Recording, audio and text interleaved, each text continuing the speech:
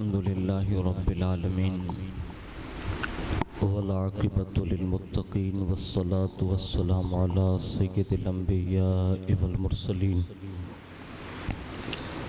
व अला आलिहि व अस्हाबिहि व अज़वाजिहि व ज़ुर्रिय्यातिहि व अहल बैतिहि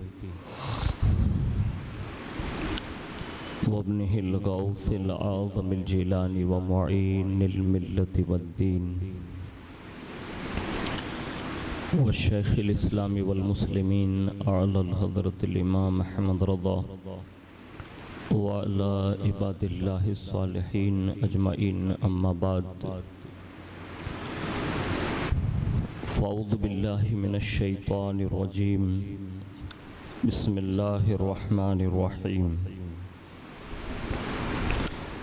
क़ुल इन काना आबाउकुम व अबनाउकुम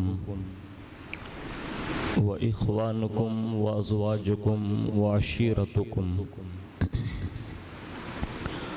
व अम्वालुन इक़्तरफ़्तुमूहा व तिजारतुन तख़शौन कसादहा व मसाकिनु तरदौनहा अहब्ब इलैकुम मिनल्लाहि व रसूलिहि व जिहादिन फ़ी सबीलिहि फ़तरब्बसू हत्ता यातियल्लाहु बिअम्रिहि वल्लाहु ला यहदिल क़ौमल फ़ासिक़ीन। सदक़ल्लाहु मौलानल अज़ीम व बल्लगना रसूलुहुन नबियुल अमीनुल मुख़्तारुल करीम व नहनु अला ज़ालिका लमिनश शाहिदीन व शाकिरीन वल्हम्दुलिल्लाहि रब्बिल आलमीन। आइए सबसे पहले मज़हब अहले सुन्नत वल जमाअत यानी कि मसलक आला हज़रत के कदीम दस्तूर के मुताबिक हम सब के आका व मौला हुज़ूर सरापा नूर सैयदना मुहम्मदुर रसूलुल्लाह सल्लल्लाहु ताला अलैहि वालिहि वसल्लम की बारगाह पुर नूर में जी लगाकर दुरूद पाक की नज़रें पेश कर लें। अल्लाहुम्मा सल्लि अला सय्यदना मौलाना मुहम्मदिन माअदनिल जूदी वल करम व अला आलिहि व अस्हाबिहि व बारिक व सल्लिम सलातुम व सलामुन अलैका या रसूलल्लाह सल्लल्लाहु ताला अलैहि वालिहि वसल्लम। नबी और आले नबी पर एक बार और मोहब्बत से जी लगा कर दुरूद पाक की नज़र पेश कर लें। अल्लाहुम्मा सल्लि अला सय्यदना मौलाना मुहम्मदिन माअदनिल जूदी वल करम व अला आलिहि व अस्हाबिहि व बारिक व सल्लिम सलातुम व सलामुन अलैका या रसूलल्लाह सल्लल्लाहु ताला अलैहि वालिहि वसल्लम। हुसूल बरकत और हुसूल नजात के लिए एक बार और मोहब्बत से जी लगा कर दुरूद शरीफ पढ़ें।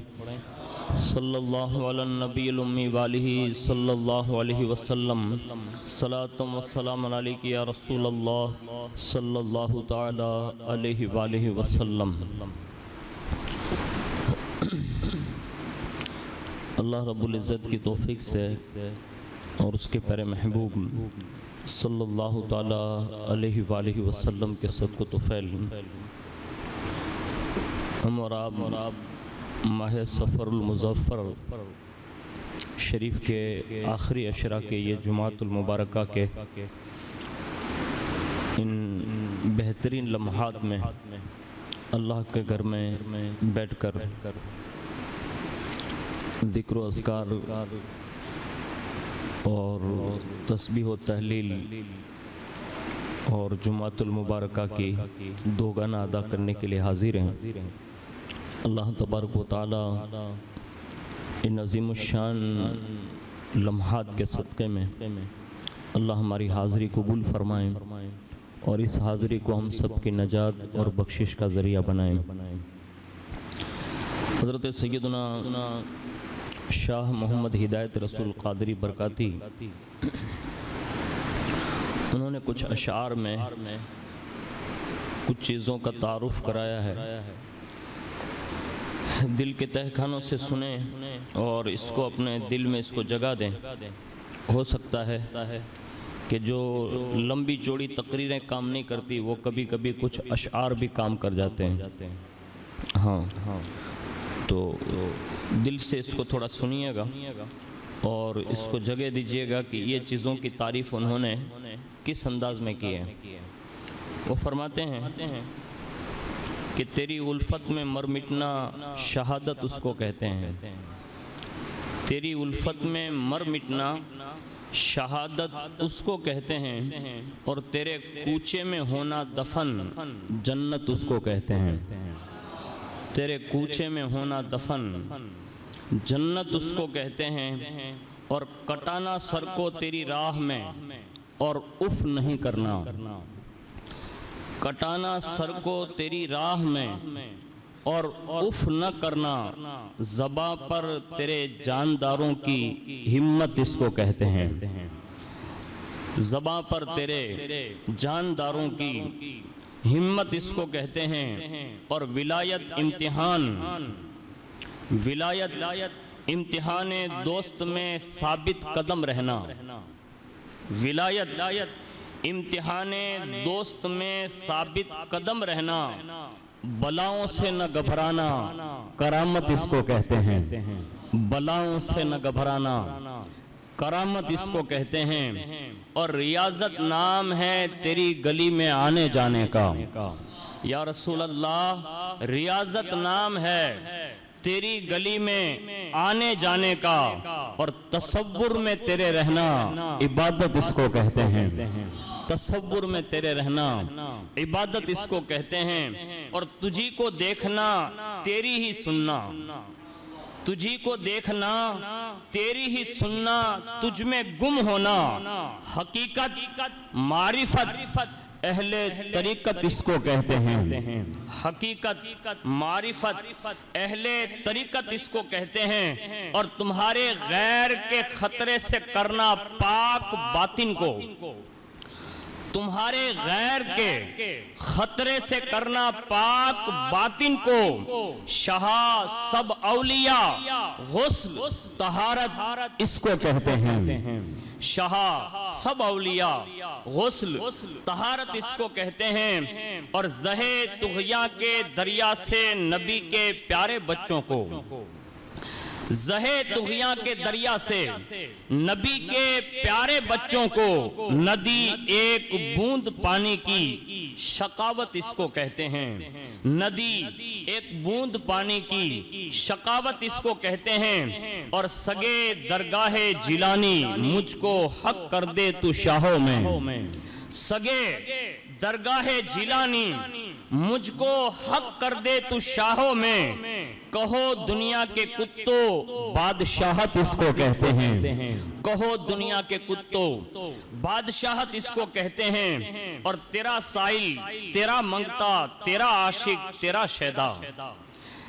तेरा साइल तेरा मंगता तेरा आशिक तेरा शैदा, तेरा खादिम तेरा बंदा हिदायत इसको कहते हैं। तेरा खादिम तेरा बंदा हिदायत इसको कहते हैं। एक बार बड़ी मोहब्बत से दुरूद व सलाम की नजर पेश कर लें। अल्लाहुम्मा सल्ली अला सैयदना मौलाना मुहम्मद माअदनिल जूदी वल करम व अला आलिहि व अस्हाबिहि व बारिक वसल्लम। सलातुम व सलामुन अलैका या रसूल अल्लाह सल्लल्लाहु तआला अलैहि व आलिहि वसल्लम। पूरी कायनात में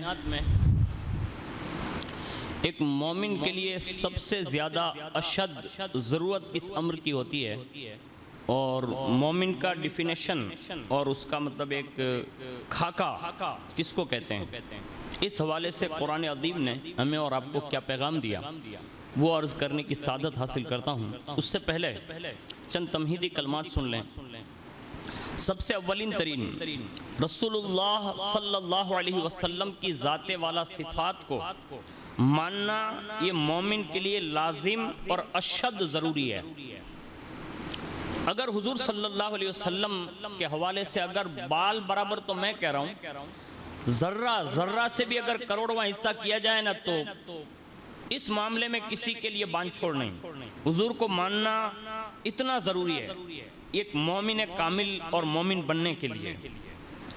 और जब तक बंदा ला इलाहा इल्लल्लाह के साथ मुहम्मदुर रसूलुल्लाह सल्लल्लाहु अलैहि वसल्लम का मुअतक़िद न हो, वो हरगिज हरगिज हरगिज हरगिज मोमिन नहीं हो सकता। ये कलमा तैयबा है जिसको हम और आप इस्लाम का पहला रुकन कहते हैं, और ये वो अजीम अल्लाह की बारगाह का तोहफा है कि जिस पर हम अगर ज़िंदगी भर सजदा शुक्र अदा करते रहें तब भी ये कम होगा। क्यों? इसलिए कि वाहिद ये कलमा शरीफ है कि जिसको पढ़ने के बाद बंदे को वो शर्फ मिलता है कि जिस शर्फ को पाने के लिए उलुल अज़्म पैगंबर दुआ मांगा करते थे। अल्लाह ने बीन मांगे हमें आपको सबको हुजूर का उम्मती पैदा फरमाया, और ये कलमे की दौलत हमें और आपको नसीब फरमाई। ये सबसे पहला और बुनियादी काम है। उसी के साथ अगर उसका रिश्ता मोहब्बत रसूल करीम सल्लल्लाहु अलैहि वसल्लम से टूटा किसी भी बंदे का, तो यकीनन वो ईमान से खारिज हो गया, यानी अब उसका ईमान से कोई लेना देना नहीं। अगरचे वो अपने आप को मोमिन कहे फिर भी वो मोमिन नहीं है, इसलिए कि मोमिन के लिए पहली शर्त यह है कि वो रसूलुल्लाह सल्लल्लाहु अलैहि वसल्लम को अल्लाह के बाद सबसे ज्यादा मानता हो। ये उसका मानना जरूरी है, इसके बिना किसी के लिए चारा नहीं। और फिर हुजूर की रिसालत की तस्दीक भी करता हो, और अगर ये चीजें बाकी हैं तो उसका ईमान बाकी है, अगर ये चीजें नहीं है तो उसका ईमान बाकी नहीं है। आगे सुनिए, इसलिए शरीयत ने हमें एक ज़ाब्ता अता फरमाया, एक कानून दिया हुजूर की मोहब्बत की खातिर, और वो कानून ये है कि हुजूर सल्लल्लाहु अलैहि वसल्लम की मोहब्बत हर उस शख्स पर उसके तमाम अकारिब, तमाम अजीज, अइज़्ज़ा, अहिब्बा से भी कई गुना ज्यादा। यानी हम अगर उसको थर्मामीटर लेंगे तो हो सकता है कि हमारी और आपकी गिनती में भूल पड़ जाएं, लेकिन आखिर में सबने यही कहा कि इन तमाम से ज्यादा जब तक बंदा हुजूर से मोहब्बत नहीं करता तब तक मोमिन नहीं हो सकता। यानी हमारे माँ बाप भी इसमें आ गए, भाई भी आ गए, बहनें भी आ गए, रिश्तेदार भी आ गए, अहबाब भी आ गए, कायनात का हर इंसान आ गया। सबसे ज्यादा अगर किसी से मोहब्बत होनी चाहिए और किसी को मानने का दावा अगर मोमिन का होना चाहिए तो वो रसूलुल्लाह की ज़ात वाला सिफात है, यानी हुजूर से वो प्यार करे, हुजूर को माने। इसलिए कुरान अज़ीम ने बेरोक टोक कई मकामात पर यह इरशाद फरमाया, जैसा कि एक जगह पर इरशाद फरमाया, ए ईमान वालों, अपने बाप और भाइयों को दोस्त न समझो अगर वो ईमान पर कुफ्र को पसंद करें। यानी अगरचे वो तुम्हारा बाप हो, तुम्हारा भाई हो, लेकिन अगर वो ईमान के मद्दे मुकाबिल कुफ्र को पसंद करता है तो फरमाया उसको दोस्त न समझना, और तुम में से जो उनसे दोस्ती करेगा तो फरमाया वो जालिम है, वो अपने आप पर जुल्म कर रहा। दूसरी आयत में इरशाद फरमाया, ए महबूब आप फरमा दीजिए अपने गुलामों से, अगर तुम्हारे बाप, तुम्हारे बेटे, तुम्हारी औरतें, तुम्हारा कुंबा, तुम्हारा कमाई का माल और वो तिजारत जिसके नुकसान का तुम्हें डर है और तुम्हारी पसंद के मकान, ये सारी चीजें तुम्हें अल्लाह और उसके रसूल और उसकी राह में लड़ने से ज्यादा प्यारी हो तो फरमाया फिर इंतजार करो, अल्लाह अपना हुक्म लाएगा और अल्लाह फासिकों को राह नहीं देता। तीसरी जगह इरशाद फरमाया, वल्लज़ीना यूज़ूना रसूलल्लाह लहुम अज़ाबुन अलीम, जो रसूलुल्लाह को अज़ियत देते हैं, ईज़ा पहुंचाते हैं, उनके लिए दर्दनाक अज़ाब है। ये तीन आयतें मैंने आपके सामने इसका मफहूम कोट कर दिया। इन आयत से ये मालूम हुआ कि अल्लाह और उसके रसूल की मोहब्बत सबसे ज्यादा जरूरी है। अगर ये नहीं है तो हम अपने और आपका ईमान जो है उसका एहतिसाब करना चाहिए, चेक करना चाहिए कि मैं मोमिन हूँ या नहीं हूँ, ये चेक करना चाहिए। और आगे सुनिए, अल्लाह और उसके रसूल ने हमें फिर एक इरशाद अता फरमाया। रसूलुल्लाह फरमाते हैं, ला युमिनु अहदुकुम हत्ता अकूना अहब्बा इलैहि मिन वालिदिही व वलदिही वन नासी अजमईन, तुम में से कोई हरगिज मोमिन नहीं हो सकता जब तक मैं उसे, उसके वालिद और उसकी औलाद और सब लोगों से ज्यादा महबूब न हो जाऊं। यानी हमारे दिल में अपनी औलाद, अपने माँ बाप और सब लोगों से ज्यादा अगर हमारा कोई महबूब होना चाहिए ना तो वो महबूब खुदा होने चाहिए।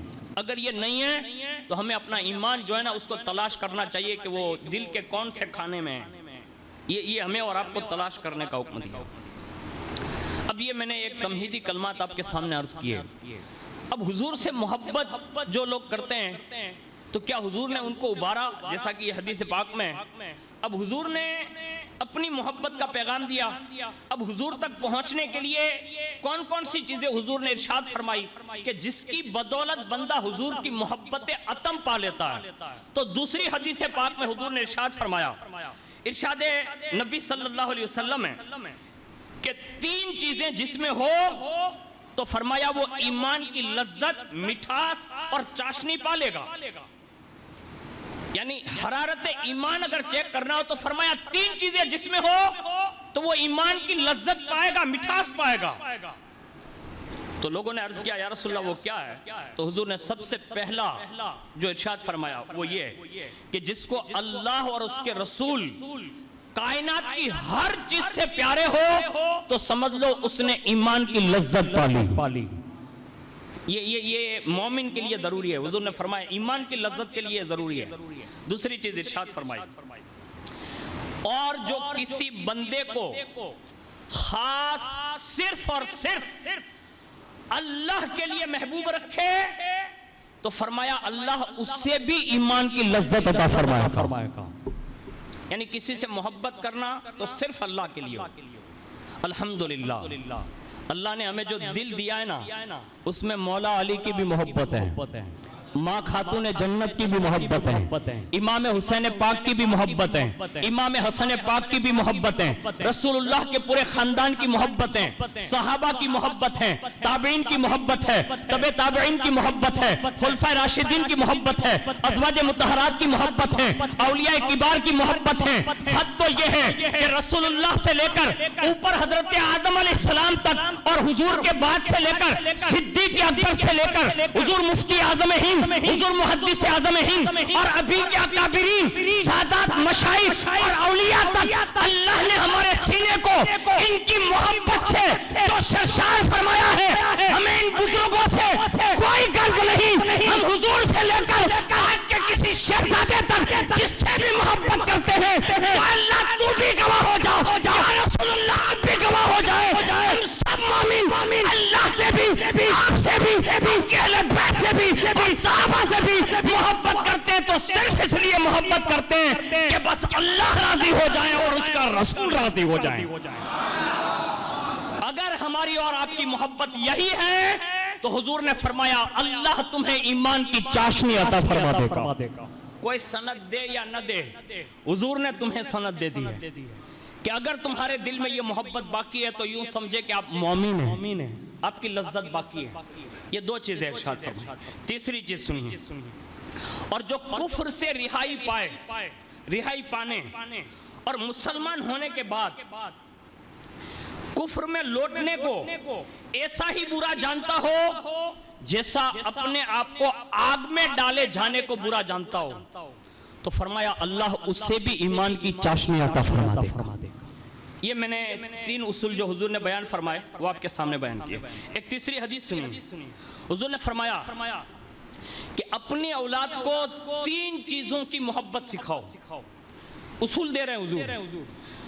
फरमाया सबसे पहले उससे मेरी मोहब्बत सिखाओ। बच्चा छोटा भी होना, चलता फिरता लब्बैक या रसूलुल्लाह के नारे लगाता होना चाहिए। हुजूर को वो याद करें।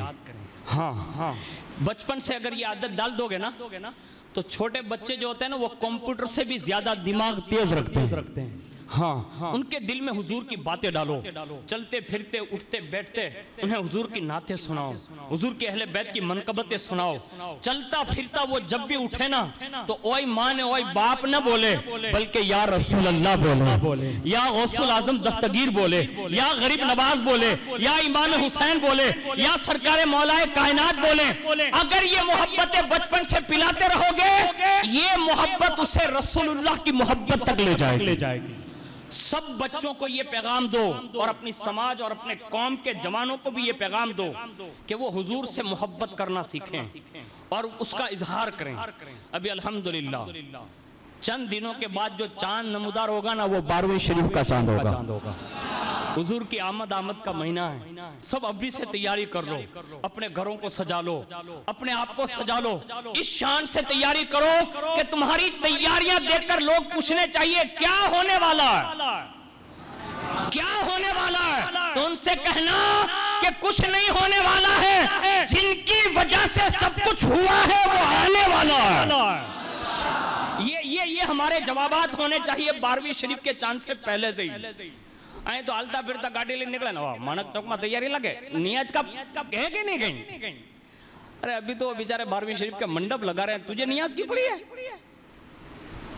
यानी ये मोहब्बत नहीं है, ये तो चापलूसी हुई, खुद गर्जी हुई। हुजूर से मोहब्बत नियाज के लिए नहीं करते, हुजूर से मोहब्बत इसलिए करते हैं कि हुजूर ने हमसे भी मोहब्बत की है और ऐसी मोहब्बत की है कि हम उसका अंदाजा नहीं लगा सकते। आओ मैं उसी मोहब्बत की बात अर्ज कर रहा हूँ। हुजूर ने फरमाया पहले मेरी मोहब्बत सिखाओ, फिर अर्ज किया या रसूलल्लाह और ज्यादा बच्चा समझदार हो जाए, तो हुजूर ने फरमाया मेरी अहले बैत की मोहब्बत सिखा दो उसे। हुजूर फरमाते मेरी आल की मोहब्बत उसे घुट्टी में पिला दो, और इतना पिलाना चाहिए कि फिर बेटा गैरतमंद बन जाना चाहिए। हाँ, हुजूर की मोहब्बत के और हुजूर के अहले बैत की मोहब्बत के उसूल में से ये है कि जिसके दिल में ज्यादा मोहब्बत हुजूर की होगी, हुजूर के अहले बैत और साहबा की, वो गैरतमंद होगा, बेगैरत नहीं होगा। उसका ईमान फौरन जलाल में मतलब उसको ला देगा। ये उसकी निशानी है। आला हज़रत की बारगाह में 2-3 खादिम रहते थे, उसमें शहजादे भी 2 थे, यानी सैयद थे। उनमें से बच्चे होते हैं, तलबा होते हैं, तो आपस में एक दोस्ताना ताल्लुकात होते हैं। तो अचानक उस शहजादे को किसी ने मतलब छोटे नाम से पुकार लिया, यानी अपनी जबान में यूं समझे कि किसी का नाम अय्यूब है, अगर वो शहजादा है, और उनको सैयद अय्यूब मियाँ कहने के बजाय खाली इतना कह दिया अय्यूब, बस। अभी आला हज़रत ने सुन लिया खादिम की जबान, फौरन उनको बुलाया और इतना मतलब जलाल तारी था, इरशाद फरमाया, कहा बेटे ये रसूलुल्लाह के बेटे हैं। ये कहा अगरचे वो मेरे यहाँ हैं, लेकिन क्या मेरी जबान से भी कभी ये सुना कि मैंने उसे एक नाम से पुकारा हो? ये हुजूर की मोहब्बत का तकाजा है। आज हमारे पास से वो चीजें खत्म हो गई। हुजूर ने तीसरी चीज इरशाद फरमाई, कहा जब तुम्हारा बेटा और समझदार हो जाए, तो हुजूर ने फरमाया कि फिर उसे जो है कुरान अजीम की तालीम की मोहब्बत दिला दो, यानी उसके दिल में कुरान उतार दो। और हुजूर ने गारंटी दी है, मेरी अहले बैत और कुरान से जो मोहब्बत करेगा तो अल्लाह उससे गुमराही से बचा लेगा। यानी हुजूर ने हमारा पहले से इंतजाम करके रखा है। हमारे पास ये चीजें जो है बतौर उसूल मौजूद हैं, लेकिन हम उससे लेने के लिए तैयार नहीं। हम ज़बानी दावेदार जरूर हैं, लेकिन खाली ज़बानी दावेदारों से कुछ नहीं होगा, उस पर काम करना होगा। जाते जाते मैं अर्ज कर दूं कि कायनात में हजरत इमाम हसन पाक रज़ी अल्लाह ताला अन्हु, आपके विसाल की तारीख जो है 5 रबीउन नूर शरीफ है, यानी दुनिया से जब आप दुनिया से तशरीफ ले गए तो वो 5 रबीउन नूर शरीफ है। इसको याद रख लें, और अगर अल्लाह तौफीक दें तो 5 रबीउन नूर को इंशाअल्लाह आप आएंगे तो बारगाह इमाम हसन मुश्तबा में जो खिरात पेश किया जाएगा वो आप सुनेंगे। लेकिन मैं उनके दिल में जो मोहब्बत हुजूर ने भर दी थी ना 7 साल के अंदर में, वो कितनी मोहब्बत डाल दी थी अल्लाह उसके रसूल की। खुद रिवायत में लिखा है इमाम हसन पाक रज़ी अल्लाह ताला अन्हु ने सिर्फ अल्लाह की मोहब्बत में 25 हज पैदल फरमाए थे।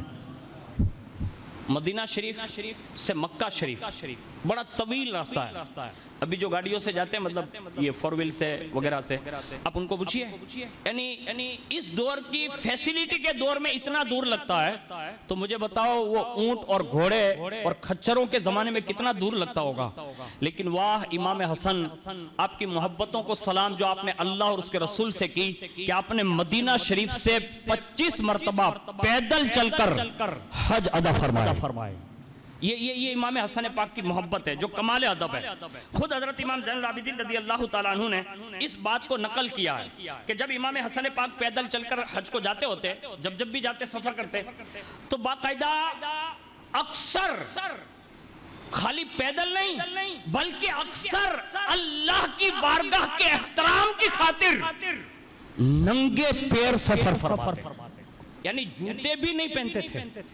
ये मोहब्बत है, ये हरारत है, ये ईमानी गैरत है कि अल्लाह के घर जाना है खुले पैर जाते, यहाँ तक के फरमाया गया कि पैरों में वरम आ जाते, यानी पैर फट जाते चलते चलते। लेकिन इमाम हसन पाक ने अल्लाह की मोहब्बत में इतने मतलब चुस्त और चालाक रहकर लोगों को ये पैगाम दिया कि लोगों, इमाम हसन को मानने और उनसे मोहब्बत की गैरत ये है कि हसन तो मदीना छोड़कर मक्का 25 हज पैदल करता है, तुम अपने इलाकों से निकलकर अपने इलाके की मस्जिद तक नहीं जा सकते। ये हमें हुम्मियत दिला रहे हैं, गैरत दिला रहे हैं। आज हमारे और आपको भी यही करने की जरूरत है। उनके उर्स के मकामात पर, उनकी विलादत के दिनों में हमें और आपको ये पैगाम अपनी नस्लों को देने की जरूरत है कि उन्होंने अल्लाह से कितनी मोहब्बत की। यहाँ तक कि जब आप पैदल चलते तो काफिले चलते थे उस जमाने में भी, तो ऊंट पर लोग चलते साथ में, जिससे दो काफिले मिलते इमाम हसन पाक को मतलब नीचे पैदल चलते देखते तो उतर जाते सब। इमाम हसन पाक फरमाते, कहा क्या कर रहे हो? कहा हुजूर आप पैदल चल रहे हैं तो हम सवार होकर कैसे चलें? तो आप मोहब्बत से फरमाते, ये सब का काम नहीं है, आपको जल्दी पहुंचना जरूरी है, आप सवार हो जाए, मैं तुम्हें इजाजत देता हूँ। यानी इस शान से उन्हें भेजा जाता और खुद पैदल चलते। और हजरत इमाम हसन पाक के बचपने में ये बयान किया जाता है, शहजादे होते हैं, जिस ज़माने में भी रहे हर ज़माने में शहजादों से लोगों ने फ़ायदा उठाया है। इमाम हसन पाक का बचपन ये बयान किया जाता है कि बच्चों से कभी कभी वो कंधों पर उठाना जिसको बोलते हैं ना, अपने छोटे छोटे बच्चे नहीं होते तो एक दूसरे को लेके दौड़ते हैं, तो इसको मतलब कंधियाँ खेलैया बोलते हैं, यानी कंधों पर बिठा कर खेलना दौड़ना। तो कुछ बच्चे थे तो सहाबा के बच्चे रहे हों तो उनके साथ खेल रहे हैं, तो उन्होंने इमाम हसन पाक को मतलब बिठाया ऐसे और वो लेकर चलते तो ऐसे सर पर उनके हाथ रखकर इमाम हसन पाक फरमाते हैं, तो कितना खुश नसीब है, आज रसूलुल्लाह का एक टुकड़ा तेरे कंधों पे सवार है। यानी वो सहाबा के दिल में रम्मत गम्मत में भी मोहब्बत उतार देते हैं। कहा तू कितना खुश नसीब है कि तेरे कंधों पर रसूलुल्लाह का टुकड़ा जलवा फिगन है, यानी हुजूर का बेटा तुझ पर सवार है। ये कहकर जब इमाम हसन पाक के उतरने की बारी आती और वो सहाबी के बेटे को बिठाने की बारी आती, यानी अब इमाम हसन पाक को अभी तक उठाया था, अब इमाम हसन पाक के कंधों पर सहाबी को सवार होना है। तो जब बैठने के लिए वो सहाबी के बेटे ट्राई करते हैं तो ऐसे चेहरा कहते हैं कहा तुझे हया नहीं आती? कहा क्या? कहा तो रसूलुल्लाह के बेटे पर सवार होने जा रहा है। यानी ये मोहब्बत का पैगाम है। यानी तो हुजूर के कंधों बेटे के कंधे पर सवार होगा तो वो सहम जाते हैं। यानी उनके माँ बाप ने उन्हें इतना पिलाया था कि वो रसूलुल्लाह के बेटों का इस शान से अदब करते थे। आज हमें और आपको भी चाहिए कि मोहब्बतों के साथ इनकी इन सीरत के वाक़यात को लोगों में पेश करें और लोगों तक पहुँचाएँ। हो सकता है कि हमारी कौम का एक नौजवान भी अगर इमाम हसन पाक रज़ी अल्लाह तआला अन्हु के मिजाज के मुताबिक, उनके कहने के मुताबिक अगर अपनी जिंदगी गुजार रहा है तो मैं ये समझता हूँ क़यामत के दिन उसको मीज़ान अमल पर अपने पल्लों पर नजर रखने की जरूरत नहीं होगी।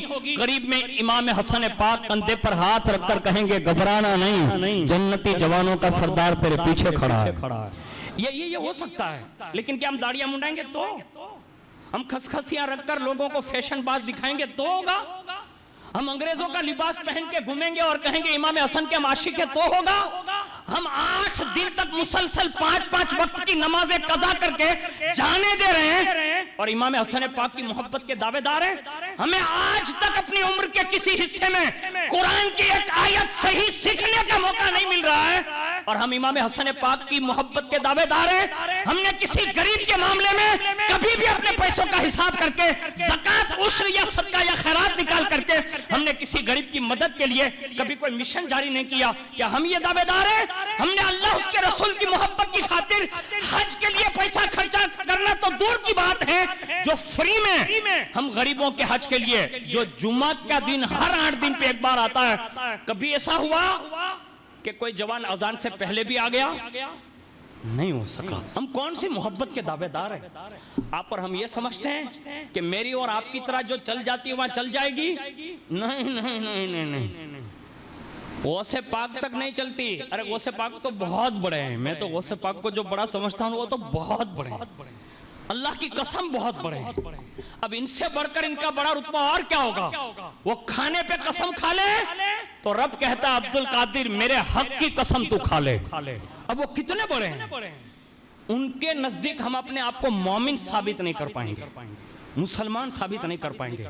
जब इमाम हसन का पोता दर पोता इतना हसास है तो इमाम हसन के पास मोमिन साबित करना कितना बड़ा मसला होगा। इसलिए अल्लाह के लिए अपनी गैरत बेदार कीजिए, अपनी हुम्मियत बेदार कीजिए, खोखले मुसलमान बनकर जिंदगी न गुजारिए। हमारे बुजुर्गों ने यह बात लिखी है, एक मैदान में फुटबॉल को लोग लात मार रहे थे, किसी ने देख लिया ना तो लोगों से पूछा कि इसको मार क्यों रहे हैं। लोग समझा नहीं पाए। वो बुजुर्ग अंदर एक और बैठे थे, उनसे पूछने गए कि इनको लोग मार क्यों रहे हैं ये फुटबॉल को पैर से। वो बुजुर्ग जो थे ना वो समझदार थे, उन्होंने कान में उनके कहा ये फुटबॉल अंदर से खाली है, इसलिए लोग लाते मार रहे हैं। अगर इसके अंदर वजन होता ना तो लोग पैर मारने में झिझक महसूस करते हैं। वो बुजुर्ग ने ये जुमला बात कह के उनको समझा दी, लेकिन ये बुजुर्ग ने हमें भी समझाया, खाली नारों के साथ जिंदा रहोगे ना, खोखले नारे, लोग लाते ही मारते रहेंगे। आज हमारा और आपका कहीं एक प्लेटफॉर्म कोई ऐसा दिखा दो कि जहां सब मुसलमान यकजा होकर कोई मंशूर बना रहे हो, कोई नहीं है। अल्लाह के लिए खोखले न बनो, हुजूर के सच्चे आशिक बन जाओ, हुजूर के अहले बैत के सच्चे आशिक बन जाओ, सहाबा और औलिया के तरीके पर मिशन पर चल पड़ो, जिंदगी गुजारो, अच्छे अमाल के साथ गुजारो, दुनिया में भी कामयाब रहोगे और इंशाअल्लाह मैदान महशर में अहले बैत अतहार की शफाअत के जरिए हुजूर तक रसाई होगी। आमीन या रब्बल आलमीन।